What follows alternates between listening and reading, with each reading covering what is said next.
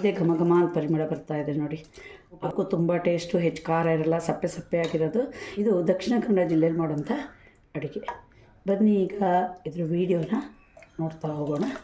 ನಾನಿಲ್ಲಿ ಹಲಸಿನಕಾಯಿ ಹೋಳುಗಳನ್ನು ಮಾಡಿಟ್ಕೊಂಡಿದ್ದೀನಿ ನೋಡಿ. ಈ ಥರ ಮಾಡಬೇಕು ಹೋಳು. ಅಂದರೆ ಒಂದೊಂದು ಅಡುಗೆಗೂ ಒಂದೊಂದು ಥರ ತರಕಾರಿ ಹೆಚ್ಚೋದು. ತುಂಬ ದಪ್ಪ ಇರಬಾರ್ದು ಹೋಳು. ಹಾಗೆ ಹಸಿಮೆಣಸು ಎರಡನ್ನ ಸಿಗದಿಟ್ಕೊಂಡಿದ್ದೀನಿ.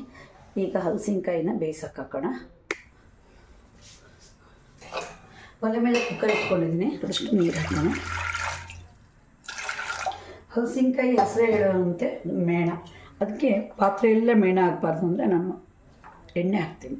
ಎಣ್ಣೆ ಹಾಕಿದಾಗ ಪಾತ್ರೆ ತೊಳೆಯೋದು ಸುಲಭ. ಹಾಗೆ ಈ ನೀರಿಗೆ ಉಪ್ಪು ಹಾಕೋಣ. ಯಾವಾಗಲೂ ಅಷ್ಟೇ ಅಡುಗೆಗೆ ಕಲ್ಲುಪ್ಪೇ ಉಪಯೋಗಿಸ್ಬೇಕು, ಆರೋಗ್ಯಕ್ಕೆ ತುಂಬ ಒಳ್ಳೆಯದು. ಅಂದರೆ ಹೋಳಿಗೆ ಆಗಷ್ಟು ಮಾತ್ರ ಉಪ್ಪು ಹಾಕೋದು. ಈಗ ನೀರು ಸ್ವಲ್ಪ ಕಾಯೋಕ್ಕೆ ಬಿಡೋಣ. ಈಗ ನೀರು ಕಾದಿದೆ, ಹಲಸಿನಕಾಯಿ ಹೋಳನ್ನು ಹಾಕೋಣ. ಬೇರೆ ತರಕಾರಿ ಎಲ್ಲ ಆದರೆ ಹಾಗೆ ಓಪನ್ನಾಗಿ ಬೇಯಿಸ್ಬೋದು. ಆದರೆ ಹಲಸಿನಕಾಯಿ ಸ್ವಲ್ಪ ಬೇಯೋದು ನಿಧಾನ ಅಲ್ವಾ, ಹಾಗಾಗಿ ಕುಕ್ಕರಿಗೆ ಹಾಕಿದ್ದೀನಿ.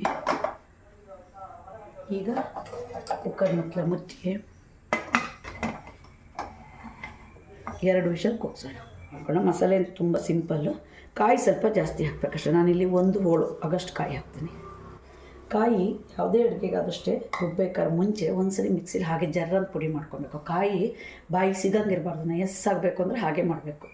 ಈಗ ಒಂದ್ಸರಿ ಮಿಕ್ಸಿಲಿ ಜರ್ರ ಅನ್ಸೋಣ. ಎಷ್ಟು ಚೆನ್ನಾಗಿ ಪುಡಿ ಆಗಿದೆಯಲ್ಲ. ಈಗ ನೀರು ಹಾಕಿದರೆ ನಯಸ್ಸಾಗಿ ನುಣ್ಣಗಾಗ್ಬಿಡುತ್ತೆ. ಮಸಾಲೆ ರೆಡಿ ಮಾಡಾಯಿತು. ಈಗ ಕುಕ್ಕರ್ ಮುಚ್ಚಳ ತೆಗೆಯೋಣ. ತೆಗೆದು ಕಾಯಿ ಹುಳಿಗೆ ಯಾವಾಗಲೂ ಅಷ್ಟೇ ಹೋಳು ಚೆನ್ನಾಗಿ ಬೇಯಬೇಕು. ಇಷ್ಟರ ಬೆಂದಿದೆ ಅಲ್ವಾ. ಈಗ ಇದಕ್ಕೆ ರುಬ್ಬಿರೋ ಮಸಾಲೆ ಹಾಕೋಣ. ಇದು ಸುರಿದು ಊಟ ಮಾಡೋದು, ಹಾಗಾಗಿ ಸ್ವಲ್ಪ ನೀರಾಗಿದ್ದರೆ ಪರವಾಗಿಲ್ಲ. ಅಂದರೆ ಸಾಂಬಾರಿಗಿಂತ ಸ್ವಲ್ಪ ನೀರು.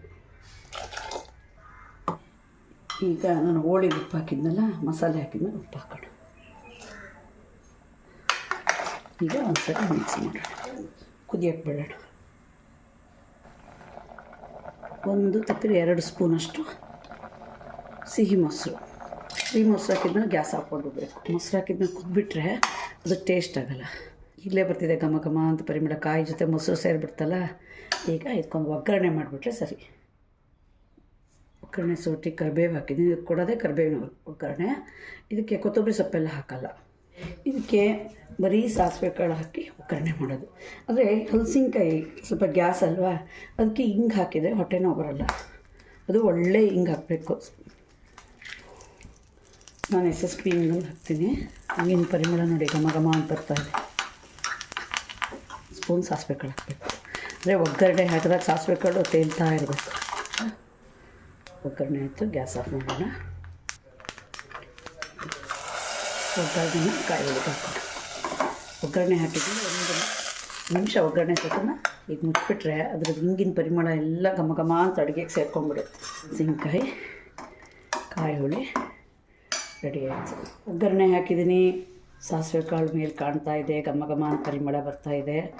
ಭಾಳ ಸುಲಭವಾಗಿ ಮಾಡುವಂತಹ ಕಾಯಿ ಹುಳಿ ವಿಡಿಯೋ ನೋಡಿದ್ರಲ್ಲ, ನೀವು ಸಹ ಒಮ್ಮೆ ಟ್ರೈ ಮಾಡಿ ರುಚಿನ ಸವಿರಿ. ನಿಮಗೆ ಈ ವಿಡಿಯೋ ಇಷ್ಟ ಆದರೆ ಲೈಕ್ ಮಾಡಿ, ಶೇರ್ ಮಾಡಿ, ಸಬ್ಸ್ಕ್ರೈಬ್ ಮಾಡಿ. ಧನ್ಯವಾದಗಳು.